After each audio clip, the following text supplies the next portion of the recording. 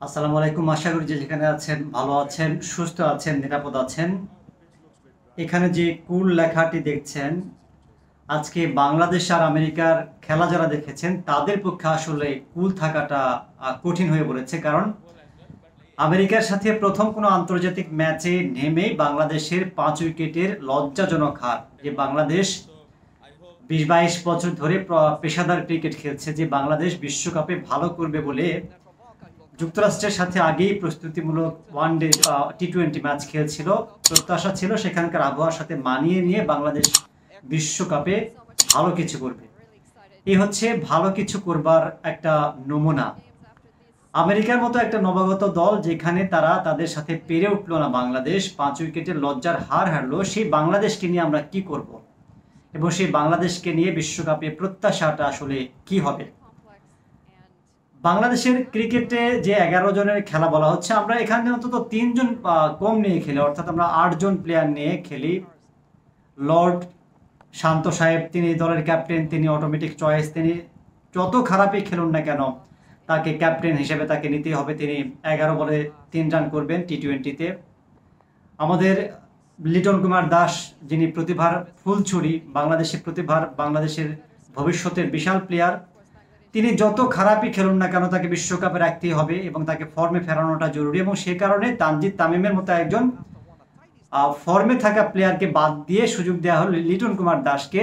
হয়তো আমেরিকা দুর্বল দল ভেবে এমন সিদ্ধান্ত যে লিটনকে যেভাবেই হোক ব্যাটে রানে ফেরাতে হবে যাতে সমালোচনাটা বন্ধ হয়। কিন্তু তিনি আজকেও সেই ১৫ বলে ১৪ রান করে দেখালেন যে তিনি আসলে রান করতে চাচ্ছেন না। আর সৌম্য যথারীতি কবে ভালো খেলবেন সেটি একমাত্র আল্লাহ জানেন।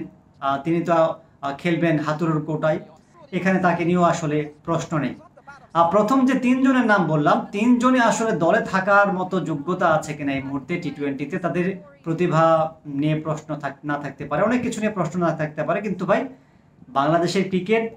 বাংলাদেশের ক্রিকেটের যে আবেগ সেটি কিন্তু সব ধরনের মানুষই বোঝে যে এই ৩ জন ক্রিকেটার এই মুহূর্তে টি-টোয়েন্টিতে আসলে চলেন না, আমরা বাকি ৮ জন নিয়ে খেলি। সে ৮ জন নিয়ে খেলার ফল কি? সাকিব আল হাসান আমরা দেখলাম যে তিনি নামলেন, খেললেন একটা ম্যাচ, যে এটা নিয়ে আসলে তার কোনো মাথা ব্যথা নাই, জিতুক বাংলাদেশ হারুক বাংলাদেশ, তার মতো তিনি আছেন, বিন্দাস আছেন।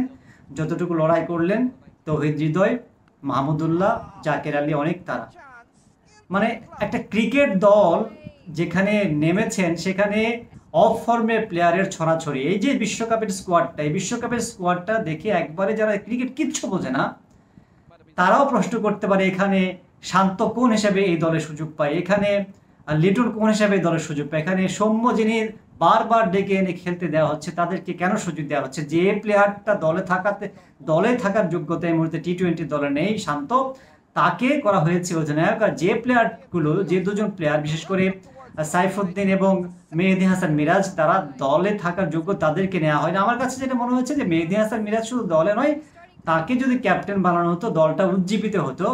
কিন্তু ওই যে শান্তর মতো জি হুজুর হয়তো তিনি করেননি, সে কারণে শান্তকে হাতুড়ু এবং হাতুড়ু গংরা তাকে ক্যাপ্টেন বানিয়েছে জি হুজুর করবার জন্য, যেহেতু ড্রেসিং রুম থেকে সব ধরনের সিদ্ধান্তগুলো আসলে তাকে দেয়া যায়। বিশ্বকাপের আগে অধিনায়ক বদল হলে বিশ্বকাপে ভালো করবে না, বিশ্বকাপের আগে প্লেয়ার বদলানো যাবে না, এটা কোন সংস্কৃতি ভাই? বিশ্বকাপের আগে যে প্লেয়ারটা ভালো খেলছে না তাকে, তিনি যে ভালো করবেন না সেটা নিশ্চিত, তাকে বদলে অন্য কাউকে দেওয়া যেতে পারত। আর বিশ্বকাপের মধ্যে একটা জায়গাতে আমরা বলছি যে এই দলটা পাঠিয়েছে, ঠিক ২ বছর আগে যে বিশ্বকাপ হলো সেখানেও ঠিক একই অবস্থা, আমরা পরের বিশ্বকাপে ভালো করব। এই যে সামনে বিশ্বকাপের যে ২০ দলের খেলা, সেখানে বাংলাদেশ কোয়ার্টার ফাইনালে যাওয়াটা কতটা কঠিন সেটি গ্রুপে দেখা যায়। আমরা আবারও বলবো যে পরের বিশ্বকাপ আমরা ভালো খেলবো। অর্থাৎ বাংলাদেশের যে ক্রিকেট কর্তারা আছেন, এই লজ্জার পরে তাদের যে জায়গাতে বসে আছেন সেই জায়গাতে থাকার কতটুকু নৈতিকতা আছে এটা নিয়েও প্রশ্ন উঠতে পারে। কেন তারা আসলে পারছেন না, যেখানে কেন গদি ছেড়ে দিচ্ছেন না? বাংলাদেশ ক্রিকেট তো এর চেয়ে খারাপ খেলবেন না, নতুন কেউ এলে তো এর চেয়ে খারাপ বাংলাদেশ ক্রিকেট খেলবে না। এর চেয়ে কি খারাপ হতে পারে যে বাংলাদেশ আমেরিকার সাথে প্রথম ম্যাচে হেরে গেল, আন্তর্জাতিক ম্যাচে?